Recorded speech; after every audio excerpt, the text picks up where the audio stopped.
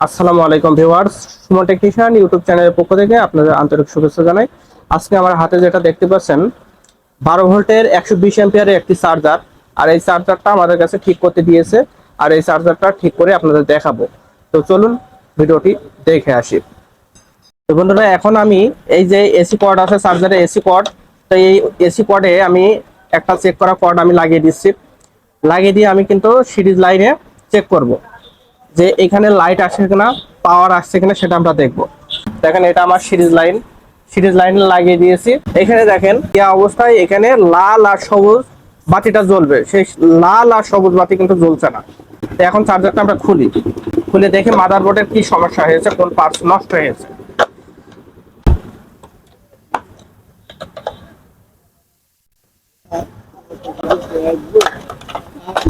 তো এই ব্যাক কভারটা খুলে ফেললাম। এই যে ব্যাক কভারটা খুলে ফেলেছি। এটা কিন্তু 12 ভোল্টের 120 অ্যাম্পিয়ারের চার্জারের মাদারবোর্ড। দেখেন দিন দিন কোম্পানি কত চিটারি বাইটপারি ফর্মুলা শুরু করে দিয়েছে। দেখেন এই যে একটুখানি মাদারবোর্ড দিয়ে এতগুলো টাকা নেয়, 500, 600, 700 টাকা নেয়। তারপর মানুষের উপকার হয় আর খুব দ্রুতই নষ্ট হয়ে যায়। তো এইখানে দেখেন এই যে প্রিন্ট আছে, এই যে প্রিন্ট এমন ভাবে শর্ট সার্কিট করেছে, এই যে একদম রেকটিফায়ারের সাইডে কিন্তু প্রিন্ট উঠে আউট হয়ে গেছে। আইসি আছে, আইসি নষ্ট হয়ে যায়। এখানে দেখেন মসফেট আছে, এই মসফেটও নষ্ট হয়ে যায়। তারপর আপনাদের মিটার দিয়ে মেপে দেখাবো। এই যে একটা অ্যাভোমিটার, এই অ্যাভোমিটারে আমি বাজার মোডে সিলেক্ট করব। এই যে বাজার মোডে সিলেক্ট করেছি। এই যে দুইটা মিটারের দুই কানেকশন আমি অ্যাড করবো। যখন এই যে সিগন্যাল দিচ্ছে, এই অবস্থায় আমি মাপবো। এখন আমি মসফেটটা মেপে দেখি মসফেটটা কি অবস্থা।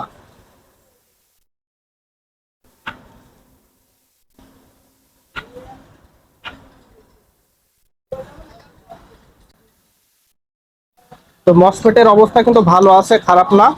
রেকটিফায়ার আছে, একটা ফিউজ আছে। তো এটা আমাদের মেপে দেখতে হবে। তারপরে এখানে দেখেন এই যে একটা রেজিস্ট্যান্স আছে ভিতরে, এই রেজিস্ট্যান্সটা কিন্তু পুরো নষ্ট হয়ে গেছে। তো সব মিলিয়ে আমরা এটা ক্যালি দ্বারা আমরা এই সার্কিটটা সহজে মেরামত করব। বন্ধুরা, আমাদের এই ভিডিওটি দেখার অনুরোধ রইল। আর ভিডিওটি দেখে যদি আপনাদের ভালো লেগে থাকে অবশ্যই লাইক কমেন্ট শেয়ার করে যাবেন। আর নতুন বন্ধু হয়ে থাকলে চ্যানেলটি অবশ্যই সুমন টেকনিশিয়ান ইউটিউব চ্যানেলটি সাবস্ক্রাইব করবেন। সাবস্ক্রাইব করে বেল আইকন বাজিয়ে সুমন টেকনিশিয়ান ইউটিউব চ্যানেলের সাথে থাকবেন। তো ভিউয়ার্স, দেখতে পাচ্ছেন এটা হচ্ছে 180 ওয়াটের একটা ক্যালি। তো এই ক্যালির মাধ্যম দিয়ে আমি এই সার্কিটটি ঠিক করব। আর ঠিক করে আমরা চালাবো। এটা কিন্তু 12 ভোল্টের চার্জারের সার্কিট। তো এখন আমাদের যেটা করতে হবে, এই মসফেটটি তুলে ফেলতে হবে। তো মসফেটটি আগে তুলে ফেলি। তো দেখেন আমি এখানে মসফেটটি কিন্তু সাকার মেশিন তুলে নিচ্ছি। মসফেটটি তুলে নেওয়া লাগবে আমাদের সাকার মেশিন দিয়ে। তো মসফেটটা আমরা খুলে ফেলেছি। মসফেটটা বাদ দিয়ে দিলাম। এখন এখানে দেখেন একটা রেকটিফায়ার আছে। তো এই রেকটিফায়ারটা আপনাদের মেপে দেখাবো। রেকটিফায়ারটা মনে হয় নষ্ট হয়ে গেছে। কারণটা কি, এখানে যেভাবে স্পায়ার করেছে রেকটিফায়ারটা মনে হয় না যে আর ভালো আছে। তো আমি অ্যাভোমিটার দিয়ে রেকটিফায়ারটা মাপি। বাজার মোডে সিলেক্ট করেই কিন্তু রেকটিফায়ারটা মাপবো। দেখেন রেকটিফায়ার কিন্তু ডাইরেক্ট শো করছে, বাজার মোড দিয়ে দিচ্ছে। তো রেকটিফায়ারটা আমরা সাকার মেশিনটা খুলে ফেলবো। রেকটিফায়ারটা নষ্ট হয়ে গেছে।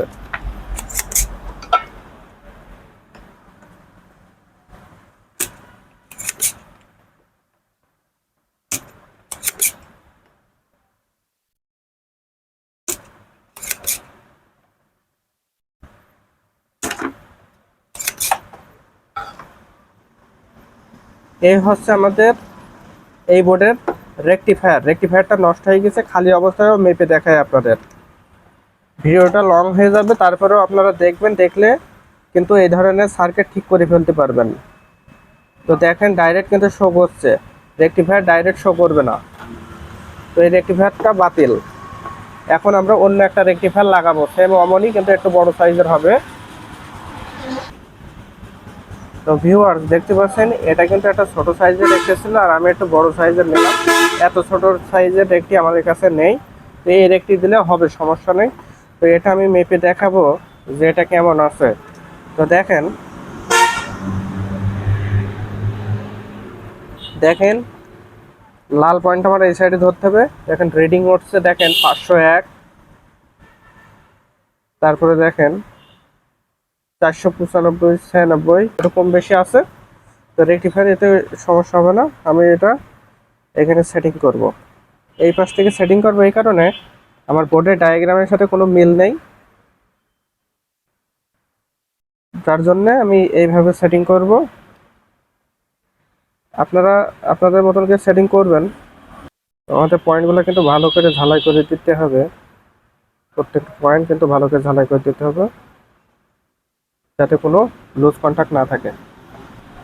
তো ভিউয়ার্স, এখানে আমাদের যে প্রিন্টটা নষ্ট হয়ে গেছে সেই প্রিন্টটা আমরা টেনে দিতে হবে সুন্দর করে ঝালাই করে। তো দেখেন এখানে প্রিন্টটা টেনে দিচ্ছে, যে এখান থেকে প্রিন্টটা শর্ট হয়ে গেছে, এই প্রিন্টটা টেনে দিলাম। দেওয়ার পরে আমরা এখন এই যে এখানে যে আরেকটা ফিউজ আছে, এই ফিউজটা নষ্ট হয়ে গেছে, ফিউজটা আমরা ডাইরেক্ট করে দেবো। ফিউজটা নষ্ট হয়ে গেছে, ডাইরেক্ট করে দেবো। তো ডাইরেক্ট করার জন্য আমরা এখানে সেকন তার টেনে দেবো, টেনে ঝালাই করে দেবো। তো দেখেন আমি এখানে একটা সেকন তার ঝালাই করে দিচ্ছি। এটা কিন্তু ফিউজের লাইন, তো ফিউজের লাইনটা দিয়ে দিলাম। এরপরে এই যে বাকি অংশটুকু আছে তারের, এটুকু কেটে দিতে হবে। ফিউজটা হয়ে গেল। এখন ক্যালিটা যে লাগাবো তার আগে আমরা সিরিজ লাইনে দিয়ে দেখবো যে বোর্ডটা ঠিকঠাক আছে কিনা। মানে অনেক সময় ডাইরেক্ট হয়ে গেলে সিরিজ লাইন ডাইরেক্ট হয়ে যায়, বোর্ডটার সমস্যা হলে সিরিজ লাইনটা ডাইরেক্ট হয়। তো ডাইরেক্ট হচ্ছে কিনা সেটা আমরা লাইন দিয়ে দেখি। তো বন্ধুরা, আমি কাজটা কিন্তু রিয়েল ভাবে দেখাচ্ছি, এটা যার জন্য লং হয়ে যাচ্ছে। তো আপনারা মনোযোগ সহকারে কিন্তু দেখবেন। এখন আমি এটা লাইন দিয়ে দেখি যে আমার রেকটিফায়ারটা লাগানো হলো কিনা। দেখেন আমি সিরিজ লাইনটা দিয়েছি, কোনো বাল্ব জ্বলছে না, তাহলে আমাদের বোর্ডটা পাওয়ার সাইডটা ঠিক হয়েছে। এখন আমরা ক্যালি লাগিয়ে এই বোর্ডটি কমপ্লিট করব।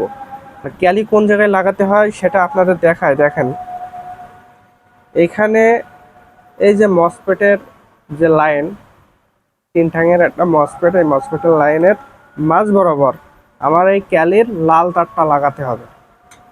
তো আমি লাল তারটা লাগাচ্ছি। তো লাল তারটা মাঝখানের পয়েন্ট, এই যে এখানে এই যে মাঝখানে পয়েন্ট লাল, আমি এই লাল তারটা লাগিয়ে দিয়েছি ক্যালির।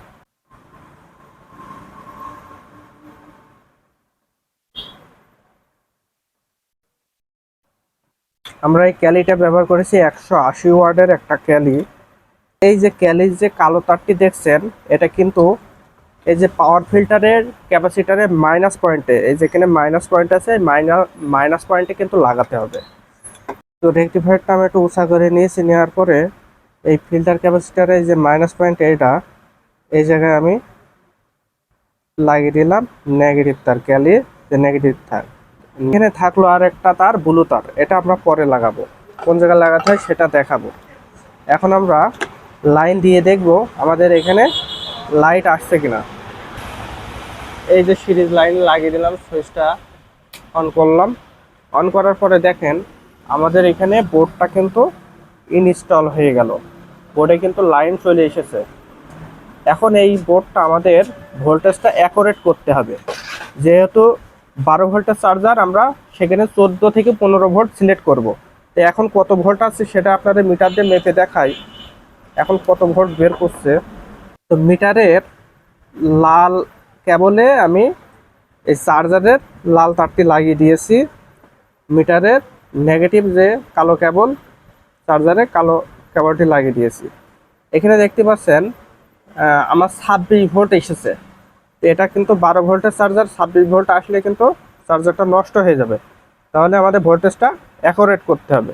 অ্যাকুরেট করার জন্য এই যে আমার এখানে একটা ভেরিফিকেশন আছে, এটা ঘোরাতে হবে। তো এটা ঘুরিয়ে কম করা আছে, এটা বাড়ালে কিন্তু আরও ভোল্টেজ বেড়ে যাবে।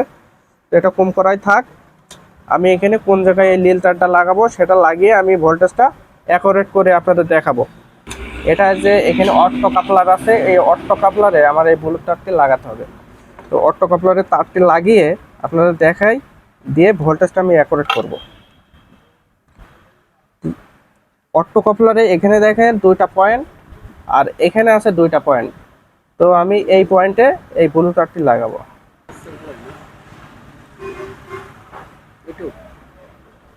তো আমি ব্লু তারটি লাগিয়ে দিয়েছি, দেওয়ার পরে এখন দেখবো আমার ভোল্টেজটি কত আছে। এই যে এখানে এই প্রিন্টটা আমার কেটে দিতে হবে, কেটে দিলাম।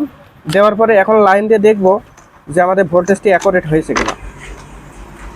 আমাদের লাইন কিন্তু চলে এসেছে, চার্জারে লাল আর সবুজ চলে এসেছে।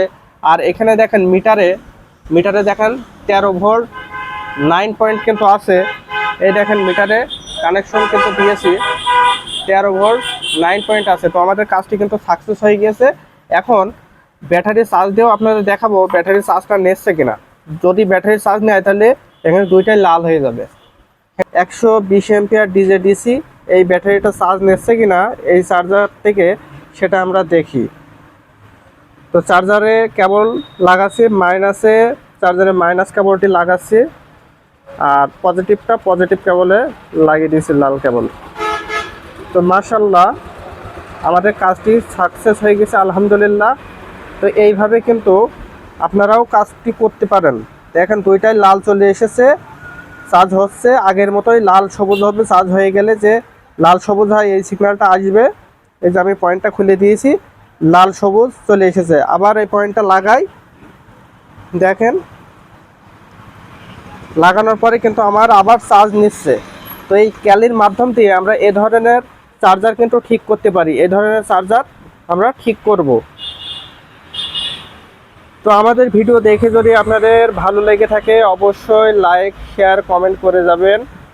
আর নতুন বন্ধু হয়ে থাকলে সুমন টেকনিশিয়ান ইউটিউব চ্যানেলটি সাবস্ক্রাইব করবেন, সাবস্ক্রাইব করে বেল আইকন বাজিয়ে সুমন টেকনিশিয়ান ইউটিউব চ্যানেলের সাথে থাকবেন। তো দেখা হবে পরবর্তী কোনো ভিডিওতে। সুস্থ থাকবেন, ভালো থাকবেন, আল্লাহ হাফেজ।